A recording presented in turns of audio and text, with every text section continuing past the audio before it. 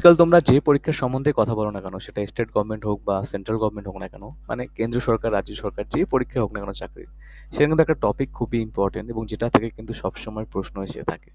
Internet browsing বা internet surfing, যেটা সম্বন্ধে সবসময় প্রশ্ন হয়ে থাকে কম্পিউটার রিলেটেড।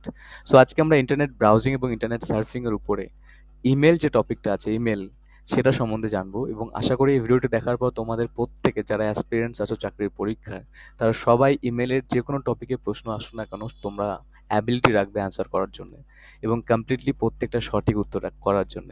সো আজকে আমার ভিডিওটি যদি ভালো লেগে থাকে তো তোমরা প্লিজ আমার চ্যানেলটিকে সাবস্ক্রাইব করে নেবে এবং don't forget to press on the notifications bell. আর লাইক কমেন্টসের মাধ্যমে জানাবে তোমাদের ভিডিওটি দেখে কেমন অনুভূতি বা কেমন লাগলো ভিডিওটি।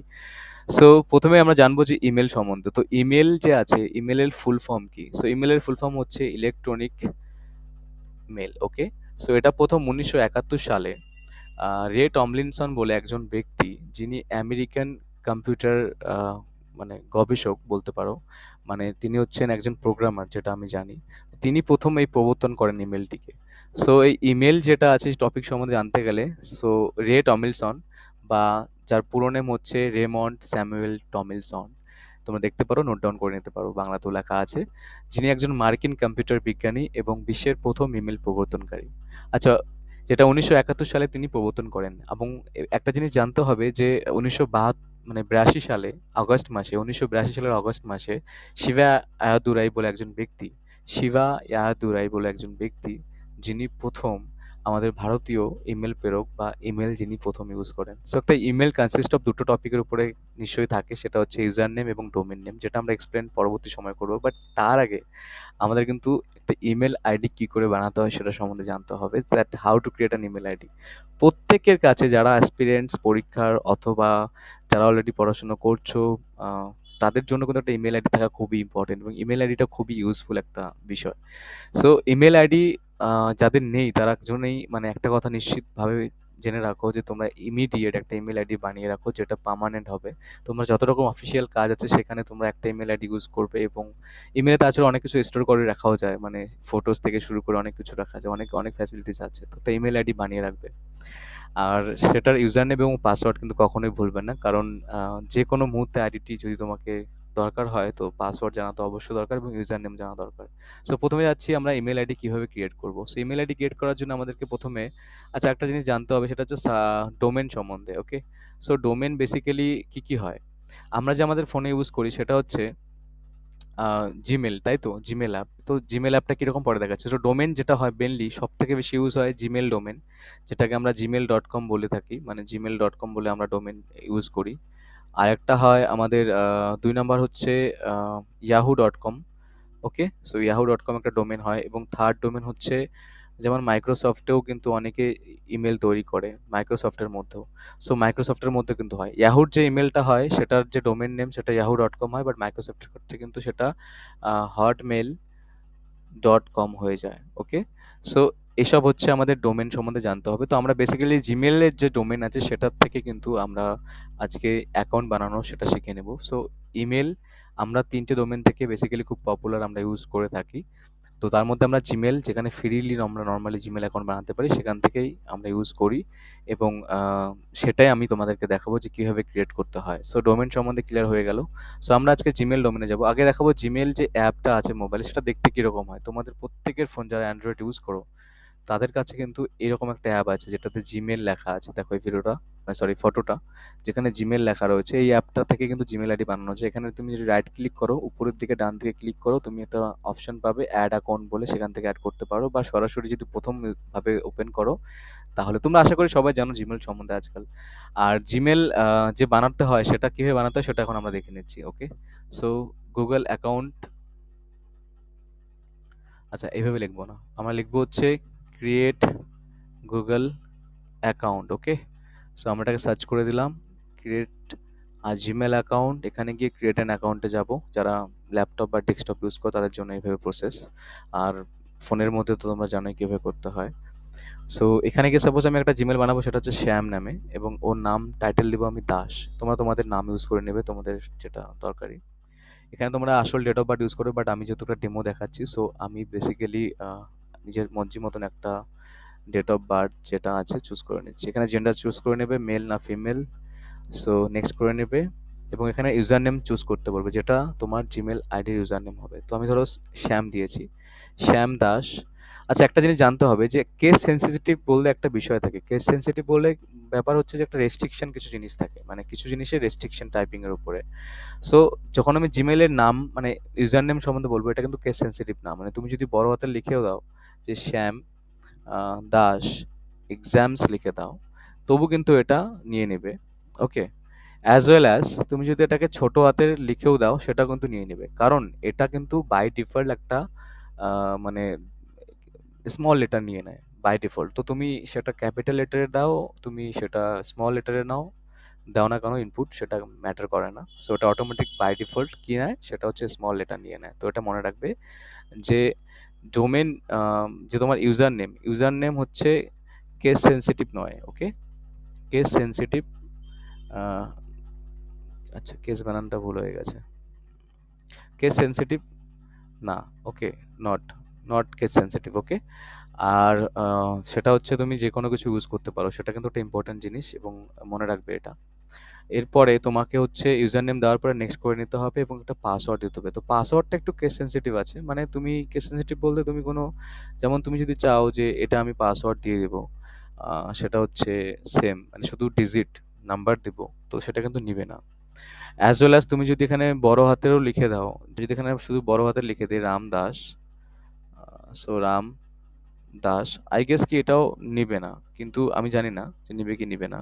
সো নেয়নি। ওকে, সো এর ক্যারেক্টার চেয়েছে। তো আলটিমেটলি তুমি যেভাবে চাও করতে পারো। তো আমি প্রিফার করবো যে আমি সেখানে রাম লিখে অ্যাট দ্য রেট দিকে একটা ইয়ার লিখে দিচ্ছি এবং এখানে সেম ভাবে আমি একটা মানে আপার লেটার আর বাকিগুলো স্মল লেটার ইউজ করে একটা স্পেশাল ক্যারেক্টার ইউজ করলাম এবং সেম রিপিট করে দিলাম এবং নেক্সট করলে কিন্তু তোমাদের আইডি ক্রিয়েট হয়ে যাবে। এখানে কিন্তু ফোন নাম্বার ভেরিফিকেশন আমার চাচ্ছে, কারণ হচ্ছে আমি অনেক জিমেল ক্রিয়েট করেছি। সো আমার ফোন নাম্বার দিয়ে ভেরিফিকেশন করতে হবে। বাট তোমাদের ক্ষেত্রে কিন্তু কিছু স্টেপ পরে নেক্সট করে গেলে কিন্তু জিমেল ওপেন হয়ে যাবে। সো জিমেল ওপেন হওয়ার পর যখন জিমেল ওপেন করবে, জিমেলটা দেখতে কিরকম হবে, সো আমি তোমাদেরকে আগে এটা দেখাচ্ছি। যখন জিমেল ওপেন করবে সেটা ফোনে হোক আর ল্যাপটপ বা ডেস্কটপে হোক না কেন, তো এক্ষেত্রে কিন্তু তোমাদের জিমেলটা দেখতে এরকমটা হবে। সো প্রথমে জিমেলের কিছু আমরা অপশনস নিয়ে কথা বলবো বা ট্যাব নিয়ে, যে কি কি ফ্যাসিলিটিস এখানে আছে। ভিডিওটা হয়তো অনেক লং হয়ে যাবে গাইজ, এনিওয়েজ। সো প্রথমে আমরা দেখবো যে কম্পোজ মেনলি এই বাটনটা যে ইউজ করা হয় সেটা মেনলি ইউজ করা হয় যখন কোনো একটা মেল আমরা ক্রিয়েট করবো, মেল সেন্ড করতে যাবো। সো মেল সেন্ড করতে গেলে সবার প্রথমে আমাদের কম্পোজ এই বাটনে ক্লিক করতে হয়। তোমাদের ফোনে হলে নিচের দিকে এই সব জায়গায় দেখতে পারবে, বাট আমাদের পিসিতে বা ল্যাপটপে বা ডেস্কটপ ভার্সনে তোমরা এখানে কম্পোজ পাবে। আচ্ছা, প্রথমে আছে ইনবক্সে আমাদের প্রাইমারি ইনবক্স, যেগুলো কিছু ইম্পর্টেন্ট মেসেজ থাকবে, প্রমোশনস কিছু থাকবে এর মধ্যে, মানে যেগুলো হয়তো কোনো অফার টফার থেকে এসে সব ওয়েবসাইটে আমরা আমাদের ইমেল দিয়ে রেখেছি। তারপরে হচ্ছে সোশ্যাল, যেমন ফেসবুক টুইটার এসব নিয়ে থাকে। স্ট্যারেড মেসেজ বলতে একটা অপশন আছে যেখানে মেনলি ফেভারিট মেসেজ, মানে এই এতগুলো মেসেজের মধ্যে তোমার মেসেজ হয়তো অনেক নিচে আছে যেটা তোমাকে বারবার হয়তো দেখতে হতে পারে। সো মনে করো যে এই মেসেজটা, যখন আমি এই মেসেজটাকে এখানে এই যে এই অপশনটা আছে স্ট্যারেড মেসেজ করে ক্লিক করে দেবো, তখন কি হবে সেটা স্ট্যারেড মেসেজে চলে যাবে এবং এখান থেকে আমি ওই ভিড়ের থেকে আমার ইমেলটাকে না খুঁজে আমি সরাসরি এখান থেকে ইমেলটিকে কিন্তু দেখতে পারবো। ওকে, স্নোজড বলতে যখন তুমি কোনো একটা মেল সেন্ড করবে, একটা অনেক বড় ফাইল দিয়েছো হয়তো, সো সেই ফাইলটা সেন্ড করার সঙ্গে সঙ্গে তো যায় না, সেটা আপলোড হয়ে যায়। তো কোনো সময় টাইম লেগে যায়, নেটওয়ার্ক প্রবলেমের জন্য হোক বা অন্য কারণের জন্য হোক না কেন। সো যতক্ষণ পর্যন্ত সাকসেসফুলি সেন্ড হবে না, ততক্ষণ এই ফোল্ডারে গিয়ে সেটার আপলোডিং সব কিছু হবে। সেন্ড মানে যেগুলো সবগুলো যেসব ইমেল তুমি সাকসেসফুলি তুমি পাঠিয়েছো সেগুলো এখানে সেন্ড বাটনে শো করবে। ড্রাফট মানে হচ্ছে তুমি যদি কোনো মেল ক্রিয়েট করে থাকো, যে একটা মেল আমি বানিয়ে রেখেছি এবং হয়তো এটা মাঝ রাস্তায় আমি জাস্ট কিছু ইনফরমেশন পুট করার পর আমি কিছু ফাইল অ্যাড করবো, বাট তার আগে আমি কাজে ব্যস্ত হয়েছি, আমি এমনিতেই কেটে দিয়েছি, তো সেটা সেভ হয়ে যাবে ড্রাফটসে গিয়ে। তুমি এখানে ক্লিক করলে আবার সেই পুনরায় যেখানে লাস্ট যতটুকু পর্যন্ত তুমি ছেড়ে গিয়েছো ততটুকু জায়গা থেকে শুরু করতে হবে। So this is an options. আর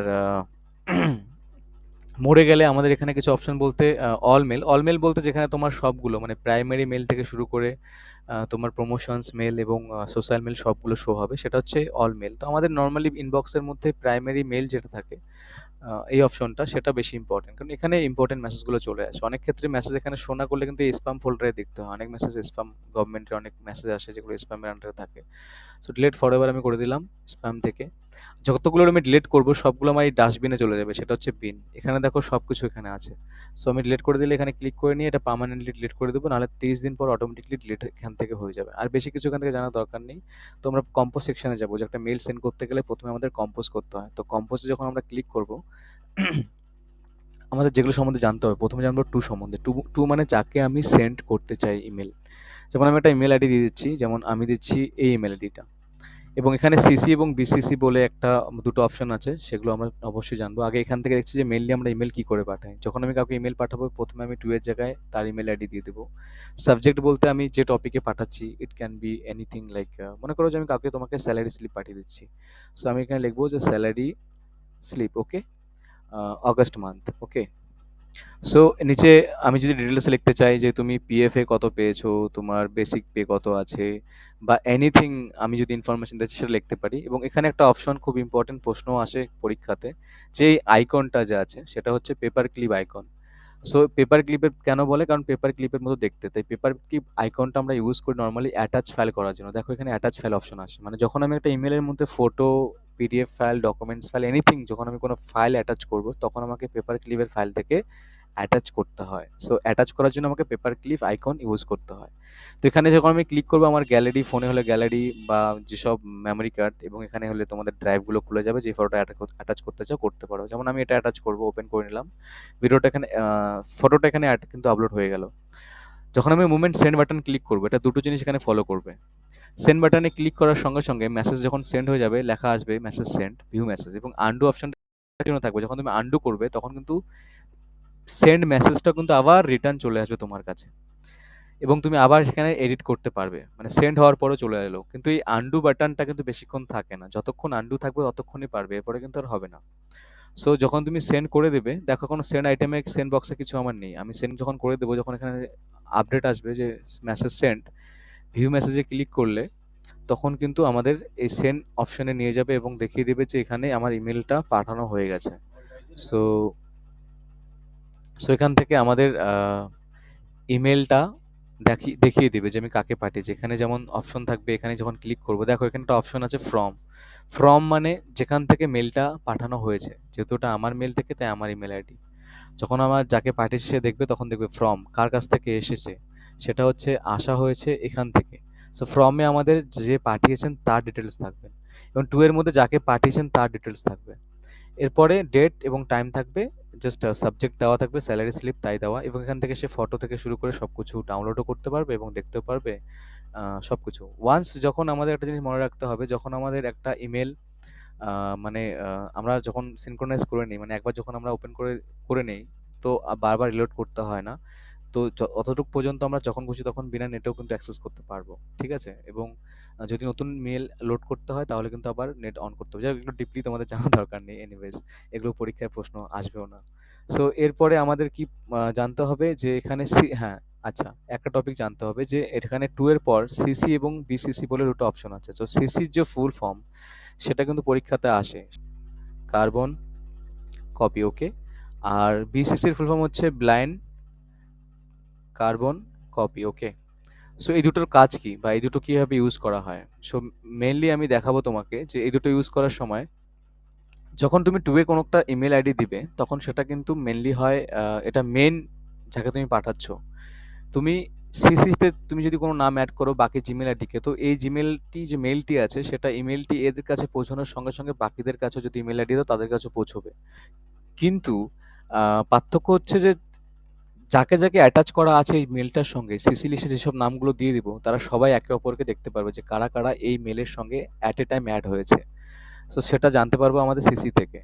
মানে এটা ভিজিবল টু এভরিওয়ান, যখন এই সিসির আন্ডারে কোন নামগুলো দিব, সবগুলো নাম সবাই একে অপরকে দেখতে পারবে যে কারা কারা এই মেলটি পেয়েছে একসঙ্গে।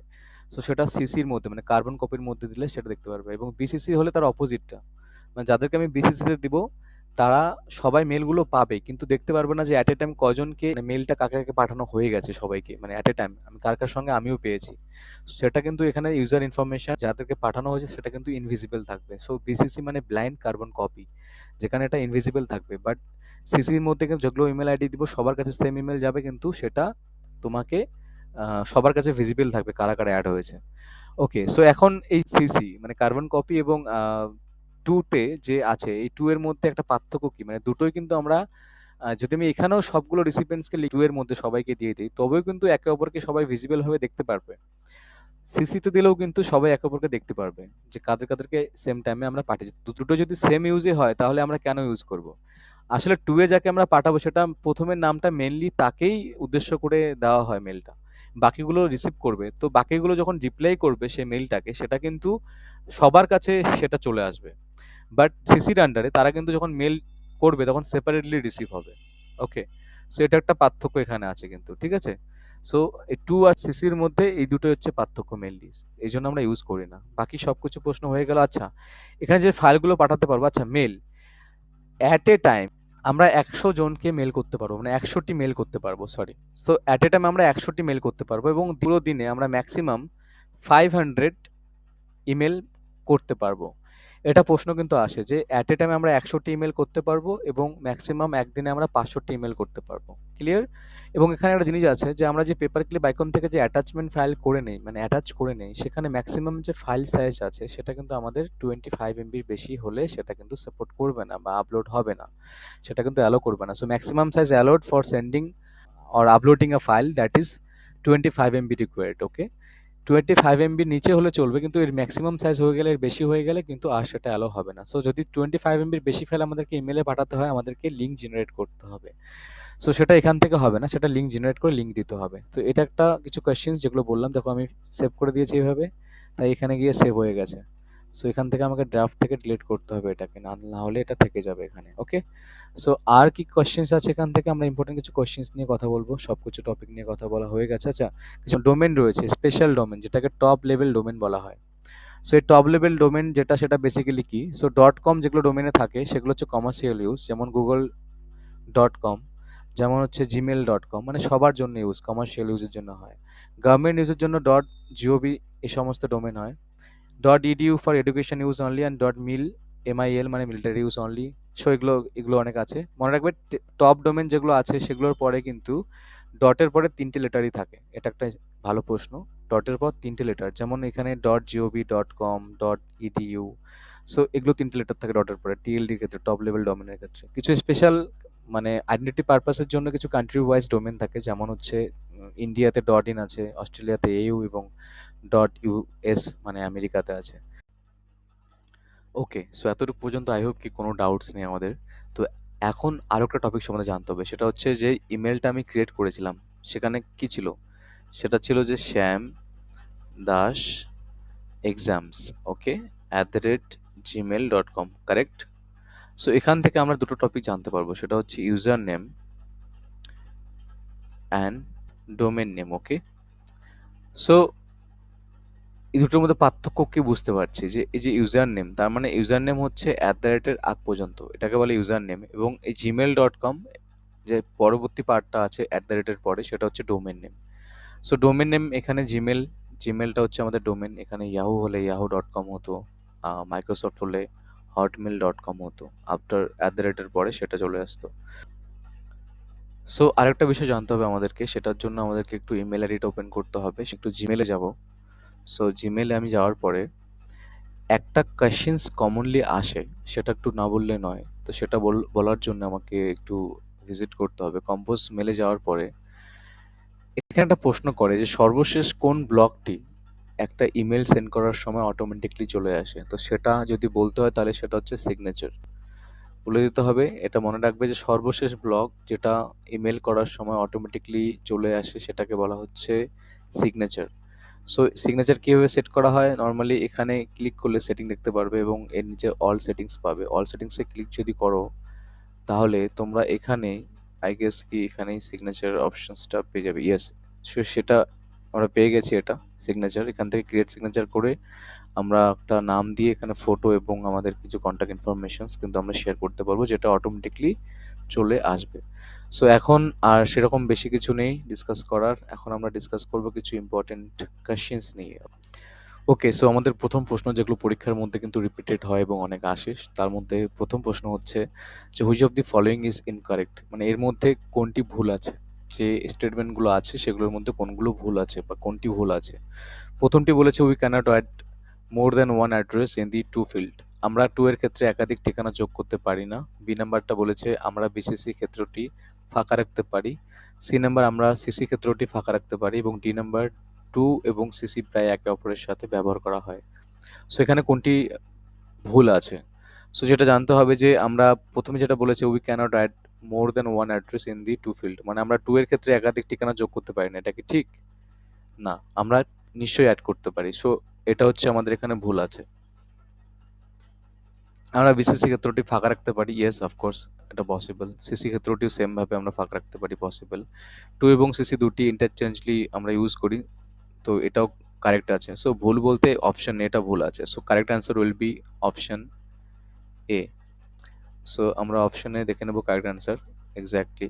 সো ২ নম্বর প্রশ্নটা হচ্ছে ড্যাশ ক্ষেত্রটি প্রেরকের ঠিকানা নির্দেশ করে, অর্থাৎ কে ইমেল পাঠিয়েছে। সো কে ইমেল পাঠিয়েছে এটা আমরা কোথায় জানতে পারি? আমরা অলরেডি ডিসকাস করেছি যে ফ্রম এর থেকে আমরা জানতে পারি, কারেক্ট? সো ফ্রম হবে রাইট অ্যান্সার। তোমরা ভিডিওটা দেখে নেবে, ব্যাক করে ভিডিওটা দেখলে বুঝতে পারবে যে ফ্রম সম্বন্ধে আমি বলেছি, সেখানে যে কে পাঠিয়েছেন সেটা জানতে পারি আমরা ফ্রম থেকে। So option B will be the correct answer. আর একটা স্টেটমেন্ট, সেটা সঠিক না ভুল জানাতে হবে, ট্রু বা false. A protocol use for fetching email from a mail box is POP one. Okay, so POP one ব্যাপারটা কি? এই পপ ওয়ান হচ্ছে একটা জিনিস জানতে হবে এই বিষয়ে। এই পপের ফুল ফর্ম হচ্ছে পোস্ট অফিস প্রোটোকল, এবং ওয়ানটা হচ্ছে ভার্সন ওয়ান, যেটা 1982 আই গেস কি এই সময়টাতে প্রথম ইন্ট্রোডিউস করা হয়।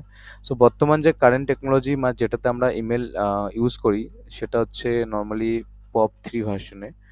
So POP three means version থ্রিটা আমরা ইউজ করি, এটা ওয়ানের কথা বলা হচ্ছে। তো এটা ট্রু হবে, মানে পপের আন্ডারেই কিন্তু আমাদের ইমেলগুলো আমরা রিসিভ করি, সেটা হচ্ছে এটা সার্ভার হিসেবে। সো অ্যান্সার এ হবে এটা সঠিক।